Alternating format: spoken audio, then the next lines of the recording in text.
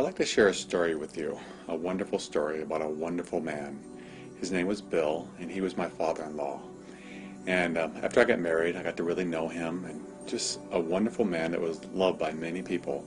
He worked for a large Fortune 500 company, and had worked his way up, and started off with very little and just kept working his way up, got a lot of schooling, a lot of training, kept going, and as the company got rid of, upper management, he just kept moving up and got more and more responsibility until when he reached close to retirement age, he was given so much responsibility, it truly was wearing him out and exhausting him. So finally, he retired, and he moved to a place to live with his mother-in-law, and because they were close and cared for each other. And about a year later, he was diagnosed with cancer, and it wasn't a fast cancer; it was a slow cancer. So he ended up going through a lot of treatments. Spent 4 years of trying to fight it, and he did fight it, and then he passed, and that was several years ago. And what's important in this story is not that he's passed, because many people out there have people that they love that have passed, but what's important about this story is my father-in-law Bill. He described the last 4 years of his life when he was struggling with pain, going through treatment, and all the things that come along with cancer. As many of you know, most of us don't get away from that disease. Sooner or later we meet someone who has that. He had a lot of suffering, physical suffering that he had to go through, and he had just reached retirement, was looking forward to years and years of traveling and spending time with his wife and his kids and his grandchildren, and then he was diagnosed with cancer, and 4 years later he passed. And yet he described those last 4 years of his life, I heard him say it many times, that they were the best years of his life. How was that possible?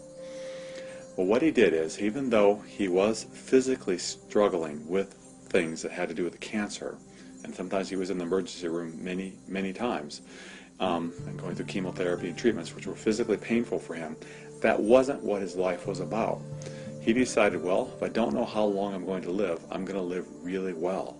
So what he did is he just really got into his family and his grandchildren and really spent an enormous amount of time loving them, spending time with them, getting to know them better. And when he was getting close to dying, his whole family rallied around him, and my wife had the privilege of being there when he passed. And he was just a very beautiful human being who passed wonderfully. And though he's missed, and by many people still, even though it's been many years, he went through that phase of living with cancer and then dying with cancer, and yet saw that as the best years of his life. And he was a very honest man, so it wasn't like he was just saying, well, this is the best because this is all I have left. He truly saw it as the best years of his life, because before that he had raised his family. He came from a difficult childhood, and he had raised his family, and because he didn't have much education, he was going to school while he was raising his family, so he was very busy. And then when he got older, his company kept getting rid of people, so his work got busier and busier and busier, so he never really had time just to enjoy life. So when he got cancer, retired and got cancer, he really started realizing what was important to him. It was his family and being with them, and he spent a ton of time with his family, and they got to spend a lot of time with him. And it was a beautiful existence, because he found, even in suffering, he was able to find peace, find joy of living. And if he could find that, no matter what you are going through or what any of us end up going through later in our lives, we too can find that. Because in science there's a rule that if one person on the planet can do it, that means anyone can do it. We may not all do it, but it's a possibility. So in the next episode, a little bit, I'll talk more about how we can do it. But just know that Bill lived very well, even though he was suffering, even though he was dying. Peace.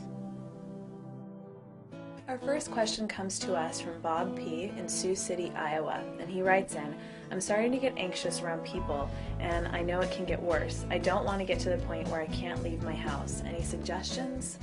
Hi, Bob. It really is a good question, because a lot of people around the world struggle with anxiety, which is caused by stress. So a lot of what happens is, though, when we start feeling stress, we start kind of creating a story with that, and that's more the anxiety part of it. The anxiety is more in your head, what's happening in here that cause you to worry. And as you worry, saying, well, is this going to get worse? I know people that get housebound, and people that can never function anymore? Am I going to get that bad? And that thinking is actually what will cause you more stress. It's like when you worry about something, the worry gets worse. So the first thing is to acknowledge, okay, I may be feeling stress, and I can do things to alleviate that stress, but I'm not going to create a story with this stress. I think that's one of the greatest things you can do. Acknowledge that, be aware of that. Then work towards alleviating the stress. I love exercise as one way to alleviate stress. When you're feeling anxious, go for a walk, go to the gym, do something physical to dissipate that stress. And the second thing that I really love is meditation. Meditation is a fabulous way to alleviate stress. So if you start meditating on a regular basis, I think you'll just find it fighting against all that stress and anxiety and really making your body feel better.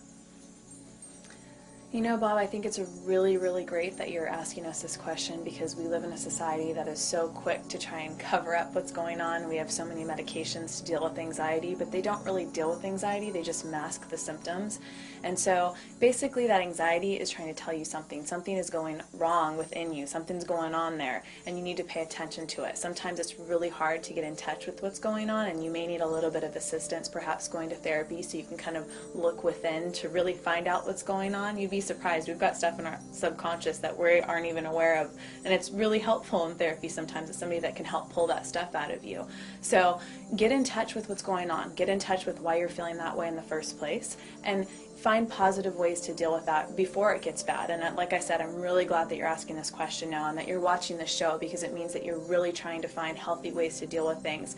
Listen to our podcast. We've got the podcast Meditation for Health, and we've also got the CD that you can listen to, Meditation for Health and Happiness, to help you on your journey. So thank you so much for your question. It's a really, really great one. Yeah, thank you, Bob. It really is, and good luck to you.